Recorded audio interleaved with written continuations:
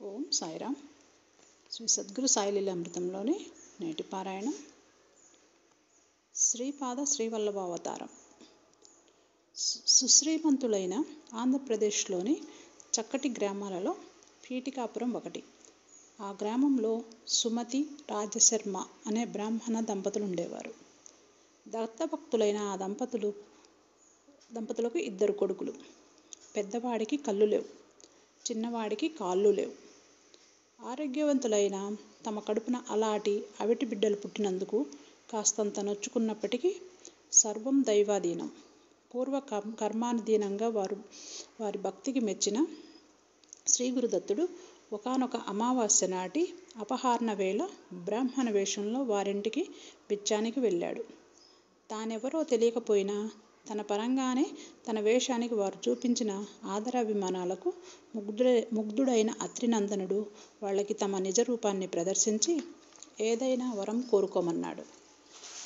అన్ని అవయవాలు బాగున్నవాడు, ఆరోగ్యవంతుడు, దత్తాత్రేయుడు వంటి గొప్పవాడు అయిన కొడుకును అనుగ్రహించమని అన్నారు ఆ దంపతులు. వరమిచ్చాడా వరదుడు. కానీ తనంతటి వాడు పుట్టడం ఎలా? తనకు తానై పుట్టాలే గాని తనంతటి వాడు మరొకడు కలగడు గదా. అందువల్లనే శ్రీ దత్తాత్రేయుడు తన అంశతో ఆ దంపతులకు అవతరించదలిచినాడు. నా అంశతోనే పుత్రుడు పుడతాడు, కానీ మీరా కుర్రవాడి మాటను మీరకూడదు.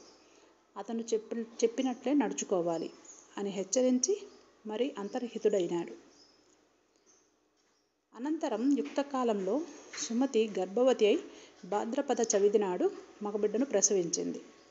ఆ కుర్రవాడి పాదాలలో శంఖచక్రాది చక్కటి సాముద్రిక లక్షణాలుండటం వలన శ్రీపాదుడు అని పేరు పెట్టుకొని ఎంతో ప్రేమానురాగాలతో పెంచుకోసాగారు. దత్తావతారుడైన ఆ శ్రీపాదుడు చిన్నారి చిరుతప్రాయంలోనే శృతి స్మృత్యాదులన్నిటినీ పఠించి ధారణ చేశాడు. 16 ఏళ్ల వయసు రాగానే తల్లిదండ్రులు అతనికి పెళ్లి చేయాలనుకున్నారు. కానీ మానవ కాంతని మనువాడనని తపోభూములకు తరలిపోయేందుకు అనుమతినిమ్మమని అడిగాడు. అతను దత్తావతారుడని తెలిసినా ఆ తల్లిదండ్రులు మనసులకు ఆ మాట నచ్చలేదు. కానీ అతనికి ఎదురాడకూడదు గనుక, అబ్బాయి, నీ అన్నలిద్దరూ అవిటివాళ్ళని నీకు తెలుసు కదా. నువ్వైనా మా అన్న నుండకపోతే మా ముసలితనాలెలా వెళ్లదీయాలి అని ప్రశ్నించారు. వెంటనే శ్రీపాదుడు తన యోగామృత దృష్టులను అన్నాల మీద ప్రసరింపచేశాడు. ఉత్తర క్షణంలోనే వాళ్ళు సర్వాంగ సంపన్నులు, విద్యావంతులుగా పరిణమించారు.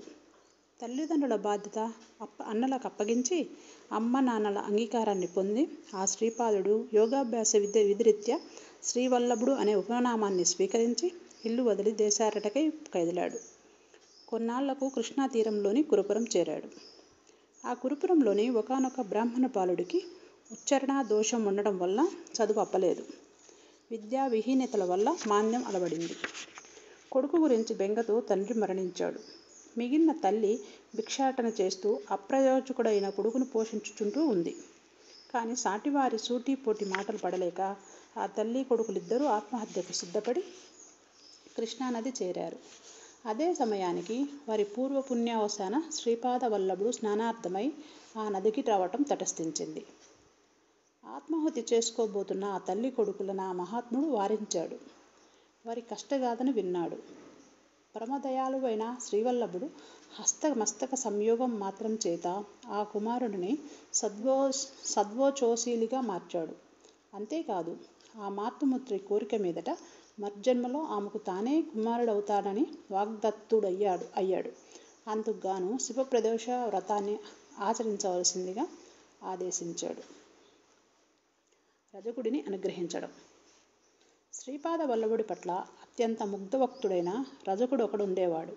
ఈ స్వామి స్నానవేళకు తాను వచ్చి ఆయన బట్టలన్నిటినీ ఉతికి పెడుతుండేవాడు.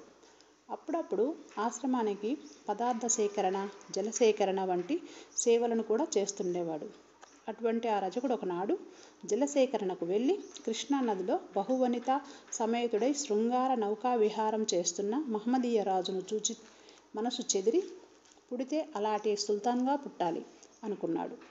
అనంతరం అతగాడు నీళ్ల కుండలతో ఆశ్రమానికి రాగానే శ్రీవల్లభుడు, నీ కోరిక తెలిసిందిలే, వచ్చే జన్మలో ముస్లిం రాజుగా పుట్టు అని ఆశీర్వదించాడు. ఆ దీవెన వినగానే ఆ తెలివైన రజకుడు, ఆ జన్మలో కూడా మీ సేవా భాగ్యం కలిగే వరమీయండని పాదాల పడడంతో అలాగేలే అని అనుగ్రహించాడు.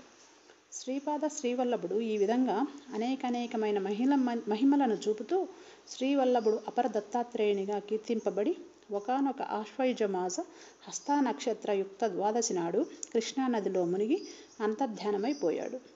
అనంతరం కురుపురంలో శ్రీవారి పాదుకా ప్రతిష్టాపన జరిగింది. దేశం నలుమూల నుంచి భక్తుల క్షేత్రాన్ని చేరి పాదుకా పూజ చేసుకోవటం పరిపాటయ్యింది. సమాధ్యానంతరం మహిమ. అసంఖ్యాకులైన శ్రీపాద శ్రీవల్లభ భక్తులలో ఒకడైన వల్లభేశ్వరుడు ప్రతి ఏటా కురుపురానికి వచ్చి పాదుకా పూజ చేసుకుని వెళ్ళేవాడు. ఒక సంవత్సరం 4000 మంది బ్రాహ్మణులకి సమారాధన చేసే తలంపుతో అత్యధిక ధనంతో కురుపురానికి ప్రయాణమయ్యాడు. ఆ మార్గమధ్యంలోని దారి దొంగలు అతనిని వధించి ఆ ధనం అపహరించాలని ప్రయత్నించారు. కానీ ఆ సమయానికి శ్రీవల్లభుడు శూలపాణిగా సాక్షాత్కరించి దొంగలను తరిమి వల్లభేశ్వరుని కాపాడటం జరిగింది. సద్గురు సాయినాథార్పణమస్తు. శుభం భవతు. ఓం సాయిరామ్.